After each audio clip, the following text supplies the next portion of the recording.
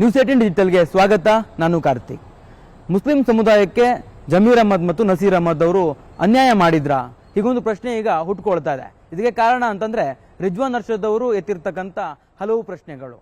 ದಾವಣಗೆರೆ ದಕ್ಷಿಣ ಉಪಚುನಾವಣೆಗೆ ಸಂಬಂಧಪಟ್ಟಂತೆ ಅಭ್ಯರ್ಥಿಯ ಆಯ್ಕೆಯ ವಿಚಾರದಲ್ಲಿ ಮುಸ್ಲಿಂ ಸಮುದಾಯ ನಮಗೆ ಈ ಬಾರಿ ಟಿಕೆಟ್ ಅನ್ನು ಕೊಡಲೇಬೇಕು ಅನ್ನುವಂತ ಪಟ್ಟನ್ನ ಹಿಡಿದಿತ್ತು. ಅದರಲ್ಲಿ ಹಲವಾರು ನಾಯಕರು ತಮ್ಮ ಸಮುದಾಯಕ್ಕೆ ಟಿಕೆಟ್ ಅನ್ನ ಕೊಡಿಸಬೇಕು ಅನ್ನುವಂತ ನಿಟ್ಟಿನಲ್ಲಿ ಸಾಕಷ್ಟು ಪ್ರಯತ್ನಗಳನ್ನ ಪಟ್ಟಿದ್ರು. ಅದರಲ್ಲಿ ಬಹಳ ಮುಂಚೂಣಿ ಅಂತಂದ್ರೆ ಜಮೀರ್ ಅಹಮದ್ ಅವರು ಇರಬಹುದು, ಹಾಗೆ ನಸೀರ್ ಅಹಮದ್ ಅವರು ಕೂಡ ಇದ್ರು. ಜೊತೆಗೆ ಮುಸ್ಲಿಂ ಸಮುದಾಯದ ನಾಯಕರ ನಡುವೆ ಸಾಕಷ್ಟು ಸಭೆಗಳು ಕೂಡ ನಡೆದಿತ್ತು. ಒಟ್ಟಾರೆಯಾಗಿ ಈ ಬಾರಿ ದಾವಣಗೆರೆ ದಕ್ಷಿಣದಲ್ಲಿ ಮುಸ್ಲಿಂ ಸಮುದಾಯದ ಒಂದು ಅಭ್ಯರ್ಥಿನೇ ಕಣಕ್ಕಿಳಿಸಬೇಕು ಅನ್ನೋ ನಿಟ್ಟಿನಲ್ಲಿ ಸಾಕಷ್ಟು ಪ್ರಯತ್ನಗಳನ್ನು ಕೂಡ ಪಡಲಾಯಿತು. ಆದರೆ ಅದು ಅಂತಿಮವಾಗಿ ಯಶಸ್ಸನ್ನು ಕಾಣಲಿಲ್ಲ. ಶಾಮನೂರು ಸಮರ್ಥ್ ಅವರಿಗೆ ಅಲ್ಲಿ ಅಭ್ಯರ್ಥಿಯಾಗಿ ಘೋಷಣೆಯನ್ನು ಕೂಡ ಕಾಂಗ್ರೆಸ್ ಪಕ್ಷ ಮಾಡಿತು. ಈಗಾಗಲೇ ಚುನಾವಣೆಯೂ ಕೂಡ ಮುಗಿದಿದೆ.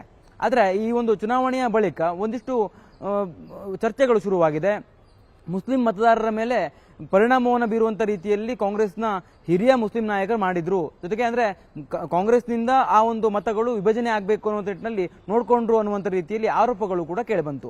ಸಲೀಂ ಅಹಮದ್ ಮತ್ತು ರಿಜ್ವಾನ್ ಅರ್ಷದ್ ಈ ಒಂದು ಆರೋಪವನ್ನ ಮಾಡಿದ್ರು. ಅದಕ್ಕೆ ಮುಂದುವರೆದಂತೆ ಈಗ ರಿಜ್ವಾನ್ ಅರ್ಷದ್ ಇನ್ನೊಂದಿಷ್ಟು ಪ್ರಮುಖವಾಗಿರುವಂತಹ ವಿಚಾರಗಳನ್ನ ಮಾಧ್ಯಮಗಳ ಮುಂದೆ ಹೇಳಿಕೊಂಡಿದ್ದಾರೆ.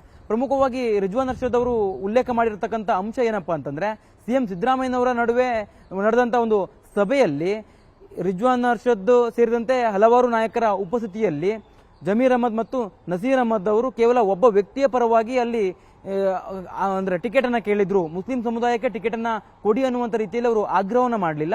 ಕೇವಲ ಅಬ್ದುಲ್ ಜಬ್ಬಾರ್ ಅವರಿಗೆ ಟಿಕೆಟ್ ಅನ್ನು ಕೊಡಬೇಕು ಅನ್ನುವಂಥ ನಿಟ್ಟಿನಲ್ಲಿ ಪಟ್ಟನ್ನ ಹಿಡಿದ್ರು. ಈ ಒಂದು ವಿಚಾರವಾಗಿಯೇ ಮುಸ್ಲಿಂ ಸಮುದಾಯಕ್ಕೆ ಹಿನ್ನಡೆ ಆಯಿತು. 5-6 ಜನರ ಹೆಸರನ್ನ ಸೂಚನೆಯನ್ನ ಮಾಡಿದ್ರೆ ನಮ್ಮ ಸಮುದಾಯದ ಅಭ್ಯರ್ಥಿಗೆ ಟಿಕೆಟ್ ಅನ್ನು ಕೊಡಬಹುದಿತ್ತು. ಅಬ್ದುಲ್ ಜಬ್ಬಾರ್ ಅವರ ಜನಪ್ರಿಯತೆ ಅಷ್ಟರ ಮಟ್ಟಿಗೆ ಇಲ್ಲ ಅನ್ನುವಂಥ ರೀತಿಯಲ್ಲಿ ವರದಿಗಳು ಕೂಡ ಇತ್ತು, ರಿಪೋರ್ಟ್ ಇತ್ತು. ಆ ಎಲ್ಲ ಕಾರಣಕ್ಕಾಗಿ ನಮ್ಮ ಸಮುದಾಯಕ್ಕೆ ಟಿಕೆಟ್ ತಪ್ಪಿತು. ಜೊತೆಗೆ ಅಲ್ಲಿ ಸಿಎಂ ಸಿದ್ದರಾಮಯ್ಯನವರ ಜೊತೆಗೆ ನಡೆದಂತ ಸಭೆಯಲ್ಲಿಯೂ ಕೂಡ ಪ್ರಮುಖ ನಾಯಕರು ಅಂದ್ರೆ ಜಮೀರ್ ಅಹಮದ್ ಮತ್ತು ನಸೀರ್ ಅಹಮದ್ ಇವರಿಬ್ಬರಲ್ಲಿ ಒಬ್ಬರು ಅಬ್ದುಲ್ ಜಬ್ಬಾರ್ ಅವರಿಗೆ ನೀವು ಟಿಕೆಟ್ ಅನ್ನು ಕೊಡಬೇಕು, ಇಲ್ಲದೆ ಹೋದ್ರೆ ಬೇರೆ ಸಮುದಾಯಕ್ಕೆ ಟಿಕೆಟ್ ಅನ್ನು ಕೊಡಿ ಅನ್ನುವಂಥ ರೀತಿಯಲ್ಲಿಯೂ ಕೂಡ ಪ್ರಸ್ತಾಪವನ್ನು ಮಾಡಿದ್ರು ಅನ್ನುವಂಥ ಆರೋಪವನ್ನ ಇವತ್ತು ರಿಜ್ವಾನ್ ಅರ್ಷದ್ ಮಾಡಿದ್ದಾರೆ. ಬಹಳ ಗುರುತರವಾದಂತ ಆರೋಪ ಅಂತ ಅನಿಸ್ಕೊಳ್ಳುತ್ತೆ. ಸಮುದಾಯದ ಹೊರತಾಗಿ ಬೇರೆಯವರಿಗೆ ಕೊಡಿ ನೀವು ಅನ್ನುವಂಥ ರೀತಿಯಲ್ಲಿ ಅವರು ಅಲ್ಲಿ ಆಗ್ರಹವನ್ನ ಮಾಡಿದ್ರು. ಕೇವಲ ಒಬ್ಬ ವ್ಯಕ್ತಿಗಾಗಿ ಮಾತ್ರ ಇವರು ಅಲ್ಲಿ ಆಗ್ರಹವನ್ನ ಮಾಡಿದ್ರು. ಅಬ್ದುಲ್ ಜಬ್ಬಾರ್ ಅವರಿಗೆ ನೀವು ಟಿಕೆಟ್ ಅನ್ನ ಕೊಡಿ, ಇಲ್ಲದೆ ಇದ್ರೆ ಬೇರೆ ಸಮುದಾಯಕ್ಕೆ ಟಿಕೆಟ್ ಅನ್ನ ಕೊಡಿ ಅನ್ನುವಂಥ ರೀತಿಯಲ್ಲಿ ಅವರ ವಾದ ಇತ್ತು. ಇದೇ ಒಂದು ಕಾರಣಕ್ಕಾಗಿ ದಾವಣಗೆರೆ ದಕ್ಷಿಣದಲ್ಲಿ ಮುಸ್ಲಿಂ ಸಮುದಾಯಕ್ಕೆ ಅಲ್ಪಸಂಖ್ಯಾತರಿಗೆ ಟಿಕೆಟ್ ತಪ್ಪುವಂತಾಯಿತು. ಇದಕ್ಕೆ ನೇರ ಹೊಣೆ ಈ ಇಬ್ಬರು ಮಹಾನ್ ನಾಯಕರು ಅನ್ನುವಂಥ ರೀತಿಯಲ್ಲಿ ಆರೋಪವನ್ನು ಮಾಡಿದ್ದಾರೆ. ಜೊತೆಗೆ ಕೆಪಿಸಿಸಿ ಕಚೇರಿಯಲ್ಲಿ ನಡೆದಂತ ಸುದ್ದಿಗೋಷ್ಠಿಯ ವೇಳೆಯೂ ಕೂಡ ರಿಜ್ವಾನ್ ಅರ್ಷದ್ ಅವರು ಒಂದಿಷ್ಟು ವಿಚಾರವನ್ನು ಪ್ರಸ್ತಾಪ ಮಾಡಿದ್ರು. ಅಡ್ಡ ಮತದಾನ ಮಾಡುವಂತ ರೀತಿಯಲ್ಲಿ ಅಂದ್ರೆ ಕಾಂಗ್ರೆಸ್ನ ಹೊರತಾಗಿ ಬೇರೆ ಅಭ್ಯರ್ಥಿಗಳಿಗೆ ಮತದಾನ ಮಾಡಿ ಅನ್ನುವಂಥ ರೀತಿಯಲ್ಲಿಯೂ ಕೂಡ ಕೆಲವೊಂದಿಷ್ಟು ನಾಯಕರು ಪ್ರಯತ್ನವನ್ನು ಪಟ್ಟರು. ಆದರೆ ಅದೆಲ್ಲವೂ ಕೂಡ ಫಲ ಸಿಗಲಿಲ್ಲ. ಅಭ್ಯರ್ಥಿ ಸಮರ್ಥ್ ಅವರೇ ಗೆಲ್ತಾರೆ, ಆ ರೀತಿಯಾಗಿ ನಾವು ಕೂಡ ಅಲ್ಲಿ ಕೊನೆಯ ಹಂತದಲ್ಲಿ ಚುನಾವಣೆಯಲ್ಲಿ ತಂತ್ರಗಾರಿಕೆಯನ್ನು ಮಾಡಿದ್ದೇವೆ ಅನ್ನುವಂಥ ರೀತಿಯಲ್ಲಿ ಅವರು ಹೇಳಿಕೆಗಳನ್ನು ಕೂಡ ಕೊಟ್ಟರು. ಒಟ್ಟಾರೆಯಾಗಿ ಕಾಂಗ್ರೆಸ್ನ ಸಾಂಪ್ರದಾಯಿಕ ಮತ ಅಂತ ಅನ್ಸ್ಕೊಂಡಿರ್ತಕ್ಕಂಥ ಮುಸ್ಲಿಂ ಮತವನ್ನ ವಿಭಜನೆ ಮಾಡಿ ಅಭ್ಯರ್ಥಿಯನ್ನು ಸೋಲಿಸುವಂತ ಪ್ರಯತ್ನಗಳು ಕೂಡ ನಡೆದಿದೆ ಅನ್ನುವಂಥ ಆರೋಪವನ್ನು ರಿಜ್ವಾನ್ ಅರ್ಷದ್ ಅವರು ನೇರವಾಗಿ ಹೇಳ್ತಾ ಇದ್ರೆ, ಅದು 3 ನಾಯಕರನ್ನ ಅವರು ಗುರಿಯಾಗಿಸಿಕೊಂಡು ಹೇಳಿರ್ತಕ್ಕಂಥದ್ದು.